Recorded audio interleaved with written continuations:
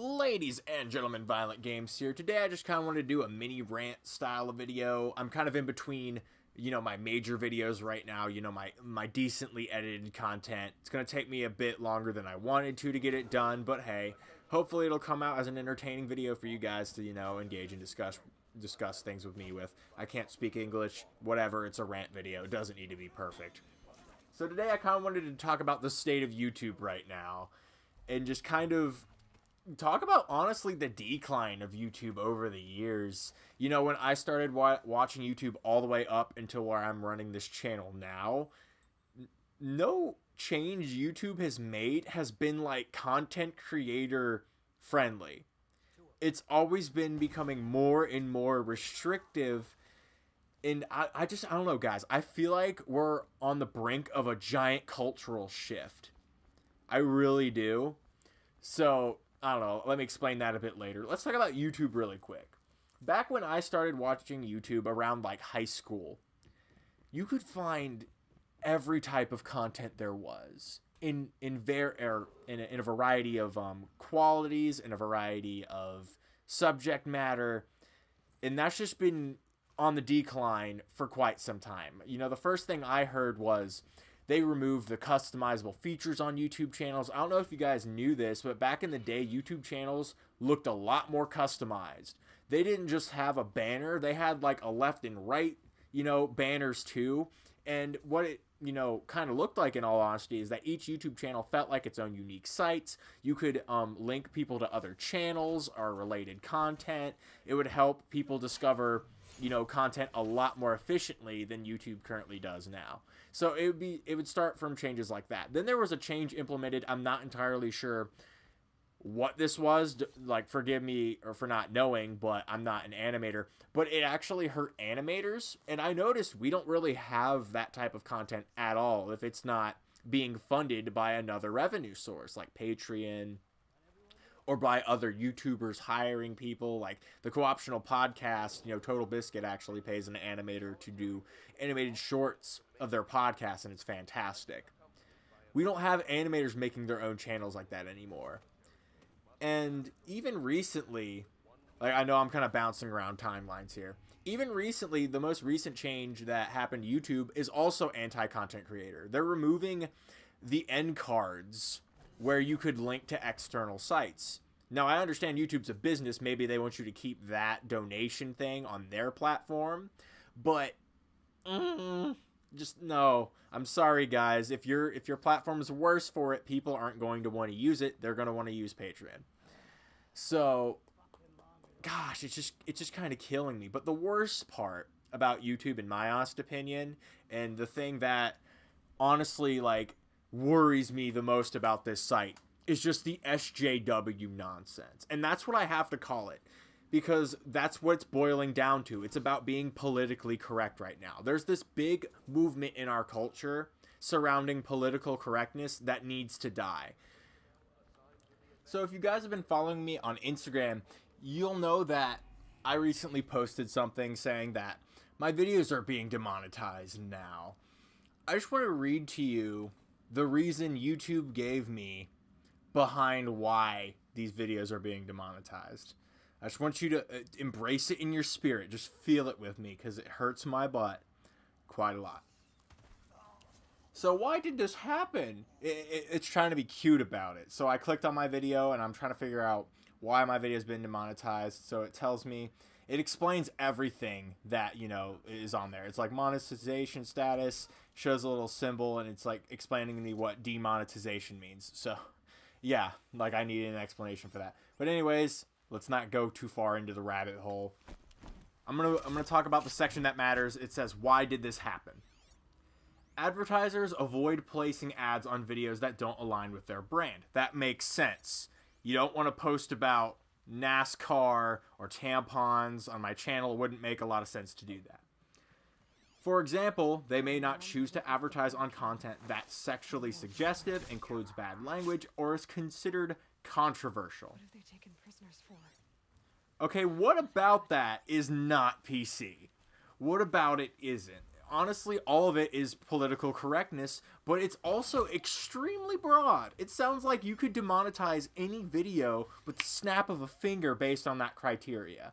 Anything could be considered controversial. If my opinion is different than yours, that's what counts as controversy in 2017. Sorry, I can't English properly. It's a problem, you know, growing up in America and not being able to speak English. But you know how the struggle goes. Wow, I'm just reading this, and it just makes me cringe so hard that this is how far this SJW rhetoric has come. I went to college for a year, and I was exposed to SJWs for the first time. And let me tell you something about SJWs, guys. They're a real thing. You know the parody that South Park puts out about SJWs? It's 100% true. These people literally think this way. And I was in a classroom full of them at one point. And they would just argue these ridiculous points. And basically, the consensus is people there's a certain group of millennials, let's just say. They're in my generation too. I'm not trying to throw shade. There's a group of millennials who believe that their ideas should never be challenged, that their feelings should never be hurt, and that we should avoid difficult dialogues and conversations. You know how divisive that way of thinking is. We need to have difficult discussions. I've seen the direct benefit of having difficult dialogues. It helps you learn more about yourself, about your values. It helps you grow as a person. And also, dealing with controversy is something everyone has to do throughout their life. You need to have something working against you to grow, to expand. For example, let's remove all this social nonsense out of the way. In nature, like let's just say you're a germaphobe. That's extremely bad for you, because what's going to end up happening is if you kill every germ in your house, and if you kill every germ around you outside in your car, you're never going to be exposed to bacteria. Your body is never going to have to fend for itself.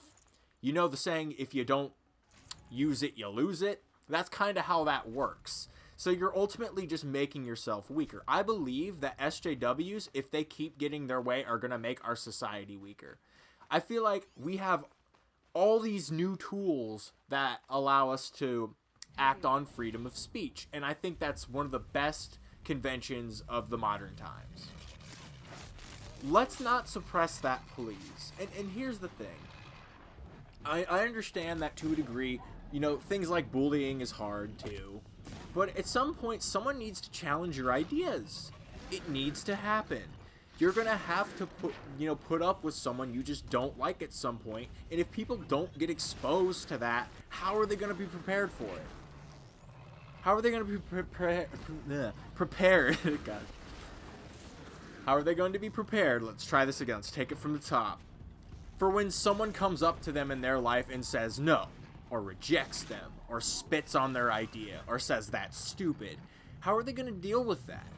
They're not going to be emotionally prepared. They might get depressed for weeks because of something so stupid as someone saying, oh, that's dumb. Or, oh, you're I'm almost said a naughty word. Let's not do that for the sake of YouTube, or SJWYouTube overlords. Because that's what this is at the end of the day, guys. The only reason this is a really big problem is because YouTube is a monopoly for the service they're offering. No other site is offering a video sharing platform as effective as YouTube. It's just a fact. And I honestly think that we're in the midst of a cultural shift here, because as soon as another competitor comes out against YouTube that offers similar features, or even the same, honestly, but doesn't have these restrictive SJW features, that might not have an automated system that just immediately demonetizes your videos, and yeah, YouTube's actually being sued because of this. That's how bad it's gotten by Zombie Go Boom. Type those in your search bar if you want to learn more about that. I don't need to put a link. Everyone's talking about that. But I don't know, guys.